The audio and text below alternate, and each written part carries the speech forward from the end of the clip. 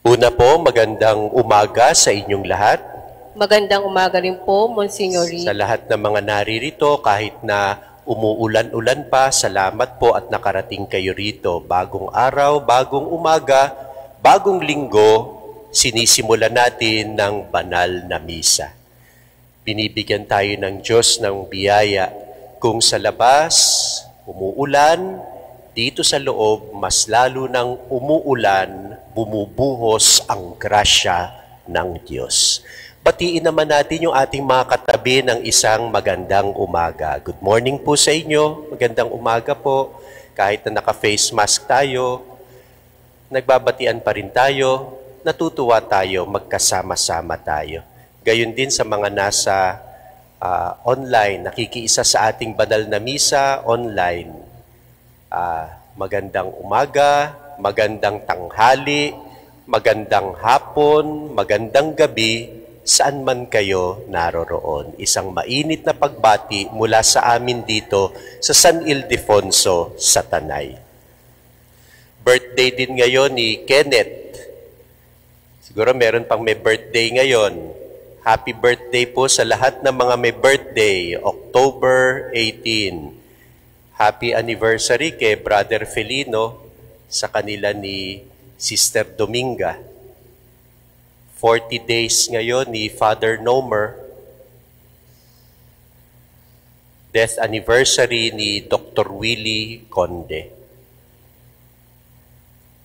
Kung kasama natin ngayon si Father Larry Paz, anniversary rin sana ng kanyang pagkapari.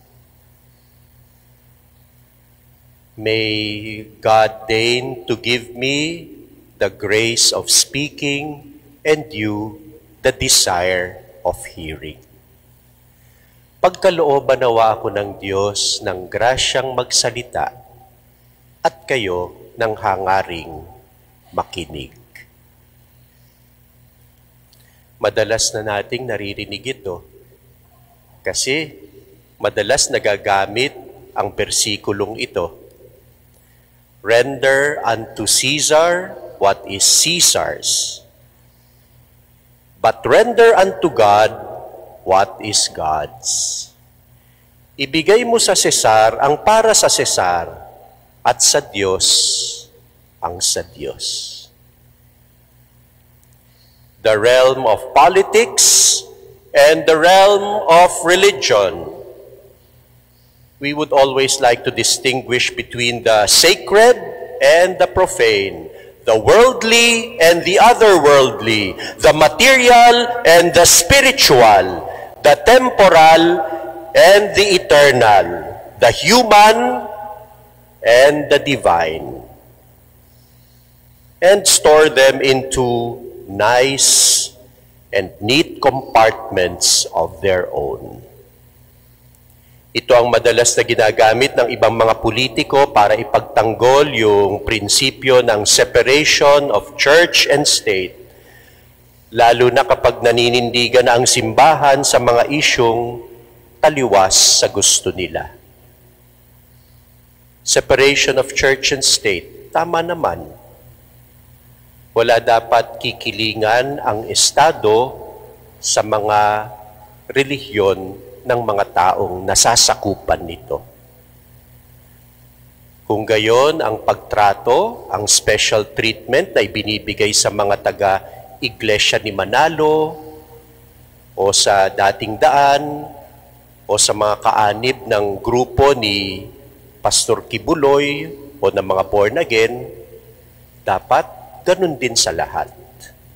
Walang favoritism.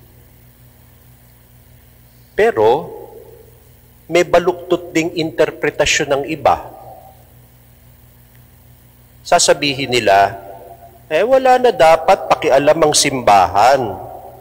Hindi na dapat ipasok ang pananampalataya sa usapin ng death penalty o ng reproductive health o ng pagmumudmud ng kondom, ng legalisasyon ng same-sex marriage, ng divorce at ng abortion. Hayaan nyo na lang kami.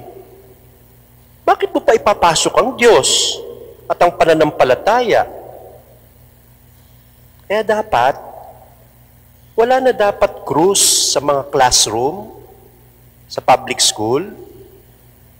Wala nang mga dasal-dasal pa. Bakit pa? Separation of church and state nga Bahala na kami. Huwag na kayong pumasok pa at makialam. Ibigay mo sa Cesar ang para sa Cesar at sa Diyos ang sa Diyos. Kaya, hiwalay, hati, hindi buo, detached, and disconnected. Pero mga kapatid, kung tutuusin, kung iisipin nating maigi, ano nga ba sa buhay natin, sa pamumuhay natin, ang hindi sakop ng Diyos?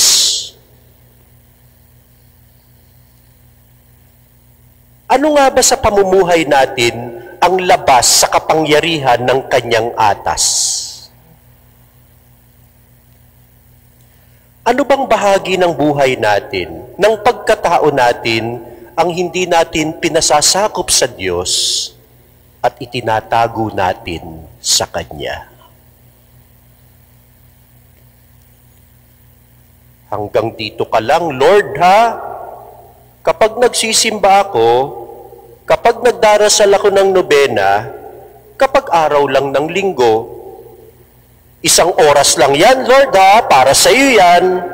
Pero pagkatapak na pagkatapak ko sa labas ng patio, mula Lunes hanggang Sabado, kapag nagtatrabaho na ako o nagliliwaliw, sarili ko na ang buhay ko. Off limits ka na. Naman, no? Ito na nga lang ang pinakakaligayahan ko sa buhay, tatanggalin mo pa? Lupit mo naman? Wala namang basagan ng trip. Kaya, pwede akong maging mabuti, magmukhang banal, sa loob ng simbahan, sa araw ng linggo, nagbibigay ng 100 sa balukay, paiyak-iyak paminsan kapag nagdarasal, tango sa homily, magsusuot ako ng puting-puti para makikita nila, pero korap na korap sa trabaho. Nandadaya naman sa negosyo, may kabit na itinatago. Hati, hiwalay, hindi buo, detached, disconnected. Separation of church and state nga Render unto Caesar what is Caesar's, but to God what is God's. Are we meant to be split? Are we meant to be divided? Banal na aso, santong kabayo. Only a part of us that is God's, and the rest already the state's or my own business.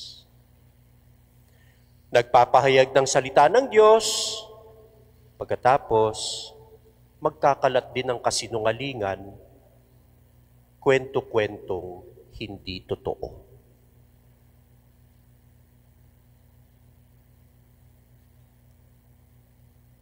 Hindi ba pwedeng mabuti kang mamamayan dahil mabuti kang alagad ni Kristo?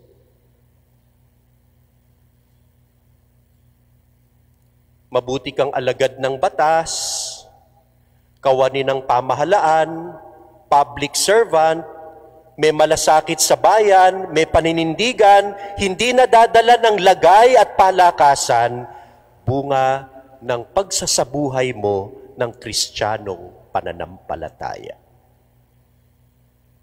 Mabuting mamamayan dahil una muna, mabuting Kristiyano. Dahil sino nga ba tayo? Sino tayo? Whose image are we? Kapag nakikita ba tayo ng mga tao, napapaalalahanan ba sila ng presensya ng Diyos?